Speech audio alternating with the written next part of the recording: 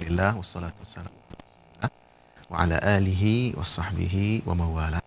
Rabbi syrah li sadri wa yassir li amri wahlul 'uqdatam min lisani yafqahu qawli. Rabbi zidni ilma warzuqni fahma.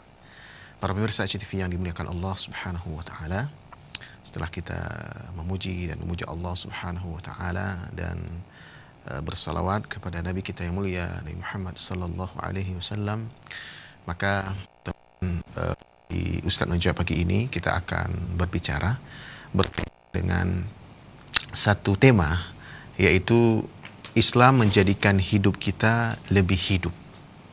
Nah, jadi tema ini memang terasa lebih asing bagi kita. Apa maksud dari tema ini, menjadikan hidup lebih hidup? Sesungguhnya sebagaimana semua kita maklum bahwa Islam yang telah diajarkan oleh para ulama-ulama kita dari dahulu, ya, yang ini bersumber kepada Al-Quran dan Hadis, telah menjadikan Nusantara ini menjadi sebuah negeri yang luar biasa bagusnya dari sisi sumber daya alamnya, ya.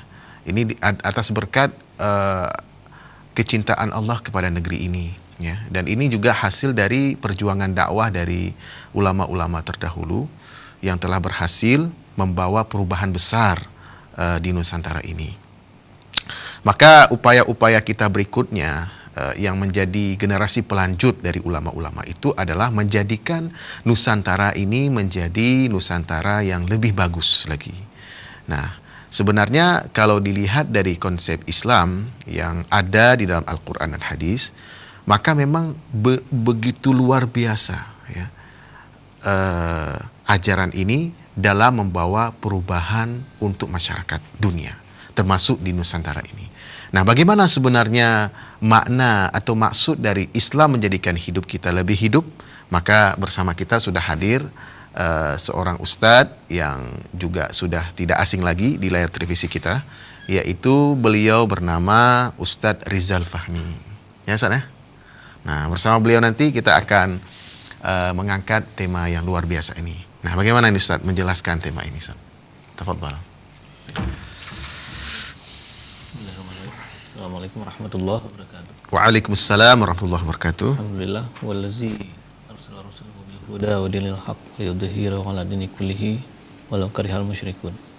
Asyhadu an la ilaha illallah wahdahu la syarikalah wa asyhadu anna Muhammadan abduhu wa rasuluhu wa la nabiyya ba'da. Syukur alhamdulillah kita bisa bertemu di kesempatan yang mulia ini, di hari yang mulia, insyaallah barokah. Amin ya Allah. Dengan kegiatan-kegiatan yang seperti ini. Betul sekali. Kegiatan-kegiatan pengajian dan juga amal islami yang lain yang tentu bisa mendekatkan diri kita kepada Allah dan menambah kecintaan kita kepada Allah, kepada agama ini. Para pemirsa HTV yang dirahmati Allah, memang seperti tadi Ustadz sampaikan, tema kita hari ini memang agak lain dari biasanya. betul sekali. Karena terkadang kita nggak sadar bahwa apa yang selama ini kita dapat, apa yang selama ini kita yakini, itu sudah benar-benar kita yakini atau belum sih? Nah, gitu. Apa yang selama ini kita mengambil Islam, meyakini Islam, kemudian menyembah Allah dengan semua apa yang telah diperintahkan oleh Allah kita taati insyaallah. Tapi pertanyaannya, pernah nggak kita kemudian berpikir bahwa Islam ini tidak hanya kemudian mengatur wilayah ritual, wilayah hubungan kita dengan Allah Subhanahu wa taala, hablum minallah, gitu. Jadi hubungan vertikal dengan Allah, tapi juga Islam ternyata memberi solusi terhadap berbagai problem kehidupan, sehingga membuat kita manusia itu hidup nggak sekedar hidup gitu. Betul. Hidup hanya sekedar mencari makan gitu. Urusan perut dan bawah perut. Tapi Islam kemudian bagaimana menjadikan manusia mulia supaya hidup kita menjadi lebih hidup, lebih bermakna. Betul. Nah, itu kenapa kemudian kita menjadi penting untuk membahas persoalan ini. Betul gitu. sekali. Ya. Nah, para pemirsa yang dirahmati Allah, jadi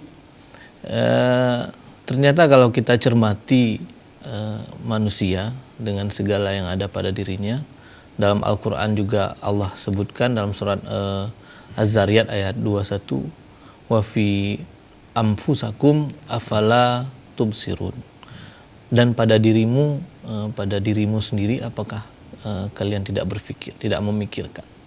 Jadi Allah sendiri di banyak ayat mengajak manusia untuk berpikir, afala ya'lamun, afala tubsirun, dan seterusnya gitu. Supaya apa? Supaya kita mengetahui bahwa pada diri manusia punya suatu potensi yang luar biasa yang Allah kasih, dan itu gratis. Ya, Allah berikan secara cuma-cuma siapa saja, nggak pandang bulu, mau dia terlahir dari orang kaya, terlahir sebagai anak dari misalnya legend atau orang populer, ataupun dari keluarga yang biasa-biasa saja, keluarga sederhana, miskin dan seterusnya. Yang mau berkulit hitam, berkulit putih, kuning, coklat dan seterusnya.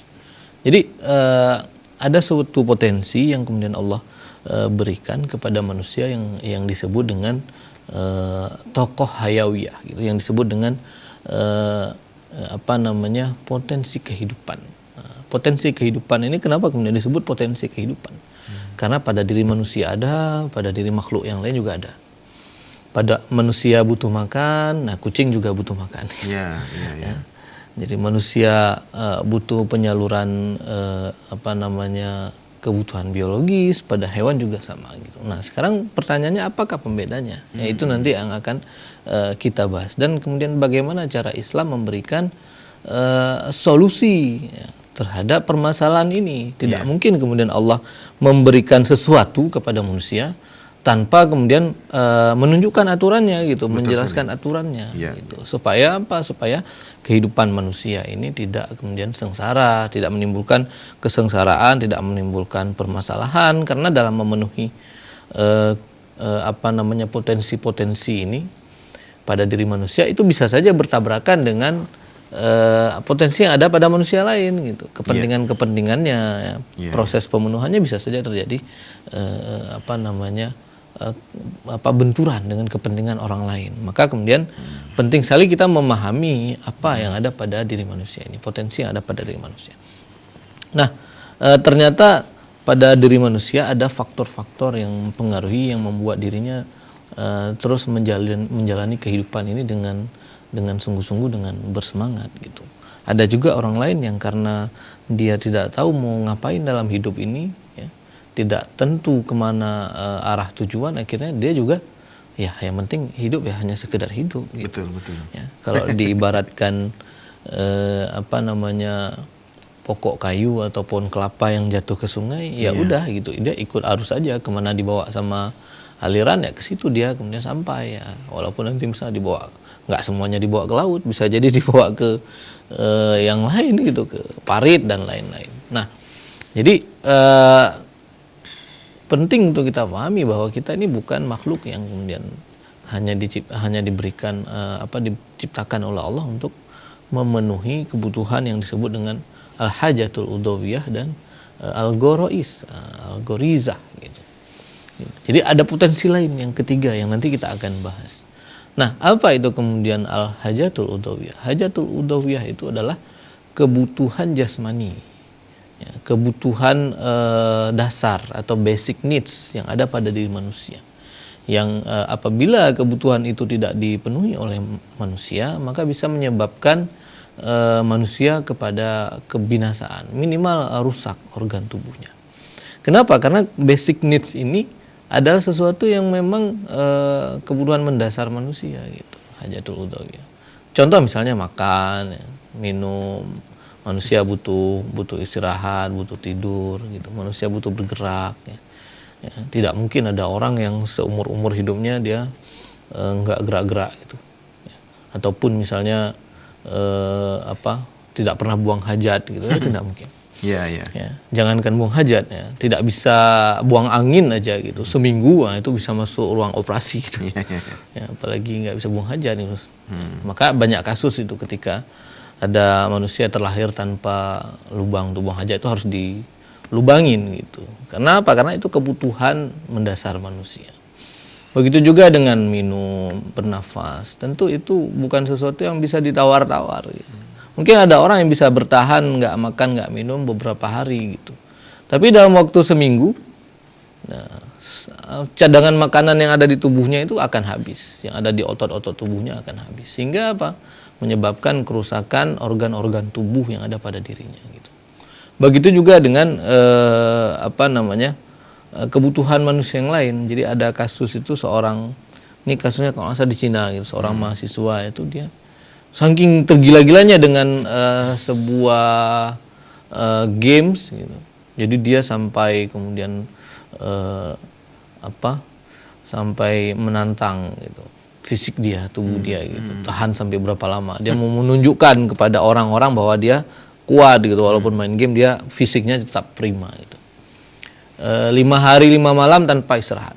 Nah, hari ke-6-nya dia mati, ya meninggal. Kenapa? Karena dia memaksakan tubuhnya yang tentu punya keterbatasan, punya kebutuhan yang harus dipenuhi. Walaupun dia ada makan, dia minum, ya, kemudian dia juga buang hajat, tapi dia kemudian memaksakan dirinya supaya tidak istirahat, tidak tidur-tidur gitu. Sehingga hasilnya seperti itu. Kenapa? Karena itu juga bagian dari kebutuhan asasi atau basic needs yang ada pada diri manusia. Nah, kemudian ada yang namanya, kalau tadi ini sifatnya dari diri manusia, dorongannya kebutuhannya itu didorong oleh tubuh manusia yang memang membutuhkan pemenuhan itu, hajatul udhawiyah itu. Nah, ada yang kedua itu dia sifatnya ya gorois ini atau naluri ini. Baik. Dia Ustaz, nanti dilanjutkan. Baik, nanti kita akan ikuti yang lanjutkan. berikutnya setelah kita